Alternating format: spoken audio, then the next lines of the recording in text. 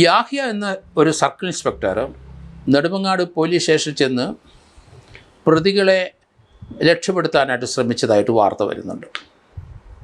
CA മദ്യപിച്ചിരുന്നു. Yahya എന്ന CA police ഹെഡ്ക്വാർട്ടേഴ്സിലെ crime സെല്ലിലുള്ള CA ആണ്. ഇദ്ദേഹം ഇന്ന് അവിടെ മദ്യപിച്ച് ചെന്നിട്ട് അവിടുത്തെ സെല്ലിൽ കിടന്ന 2 പ്രതികളെ രക്ഷപ്പെടുത്താനായിട്ട് ഒരു സെല്ലിനകത്ത് കയറിയെന്നാണ് പറയുന്നത്.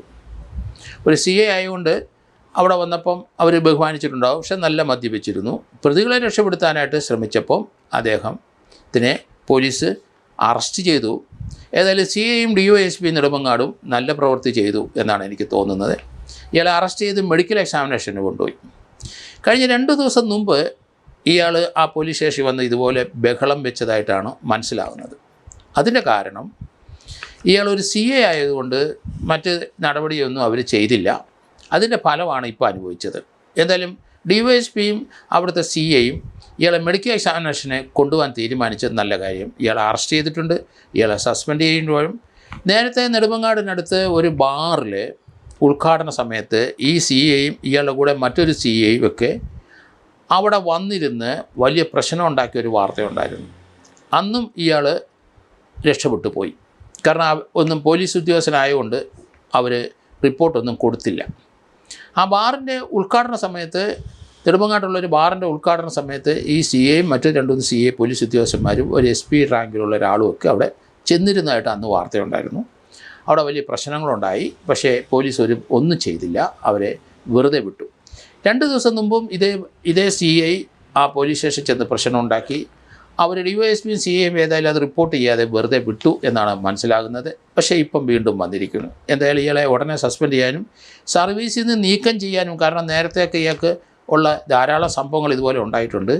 അതിനൊരു അടിയന്തര നടപടി DGP എടുക്കണം. കാരണം ഇങ്ങനെയുള്ളവർ പോലീസിൻ്റെ ഇമേജ് കളയുന്ന ഇതുപോലെയുള്ള പോലീസ് ഓഫീസേഴ്സിനെ കുറേ പേരെയൊക്കെ കഴിഞ്ഞ ഇടതുപക്ഷ ഗവൺമെൻറ്റുകൾ പറഞ്ഞു വിട്ടു എന്നാണ് നമ്മൾ മനസ്സിലാക്കുന്നത്. ഇനിയും കുറേ ആൾക്കാരുണ്ട്. അവരെ കൂടെ പറഞ്ഞു വിട്ടെങ്കിൽ മാത്രമേ കേരള പോലീസിൻ്റെ ഇമേജ് നന്നാകുകയുള്ളൂ. പോലീസിലെ മദ്യപാനം ധാരാളം ആൾക്കാർ മദ്യപിക്കുന്നതായിട്ട് കാണുന്നുണ്ട്. പോലീസുകാരും ഓഫീസേഴ്സും എല്ലാവരും. അതൊരു ഫാഷനാണ്. സമൂഹം ഇപ്പം മൊത്തം മദ്യപാനത്തിലാണല്ലോ കാര്യങ്ങൾ നീക്കുന്നത്. ഡ്രഗ്സിലും മദ്യപാനത്തിലും സമൂഹം മുഴുവൻ സഞ്ചരിക്കുമ്പോൾ അവരുടെ ഭാഗമായ പോലീസ് ഉദ്യോഗസ്ഥന്മാരും ധാരാളം ഉദ്യോഗസ്ഥന്മാർ കൈക്കൂലി വാങ്ങുന്നതിന് ഒരു മാനദണ്ഡവുമില്ല. അവർ മദ്യപിച്ച് കൊണ്ട് മാത്രമാണ് പോലീസ് സ്റ്റേഷനിൽ വരുന്നത്.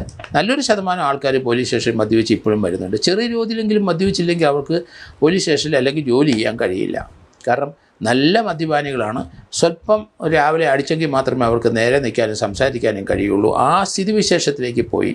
ഏതായാലും പോലീസ് സ്റ്റേഷനിലെ ഭരണത്തിൽ ഇരിക്കുന്ന SHOമാരും അവിടുത്തെ DYSPമാരും തീർച്ചയായിട്ടും പോലീസ് സ്റ്റേഷനിലെ കുടിക്കുന്ന മദ്യപിക്കുന്നവരെ ഒരു ലിസ്റ്റ് തയ്യാറാക്കണം.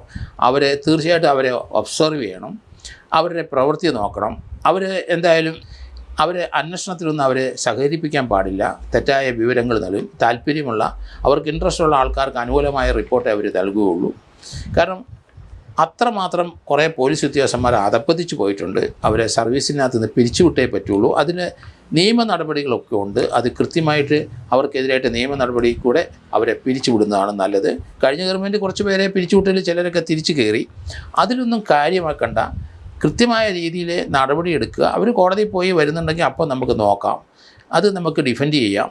കാരണം ഇതുപോലെയുള്ള ധാരാളം ഓഫീസർമാർ മദ്യപിച്ച് വാഹനം ഓടിച്ച് പോലീസ് വണ്ടി ഓടിച്ചുകൊണ്ട് പോകുന്ന DYSPമാരും SPമാരും ഉണ്ട്.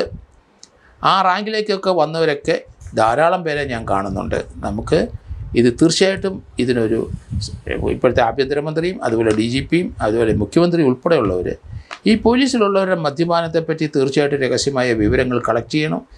നല്ല മദ്യപാനികളെ പോലീസ് സ്റ്റേഷനിൽ അവിടെ നിർത്താൻ പാടില്ല. അവരെ സർവീസിൽ നിന്ന് പിരിച്ചുവിടാനുള്ള ഒരു നടപടികൾ സ്വീകരിക്കണമെന്ന് തന്നെയാണ് എൻ്റെ അഭ്യർത്ഥന.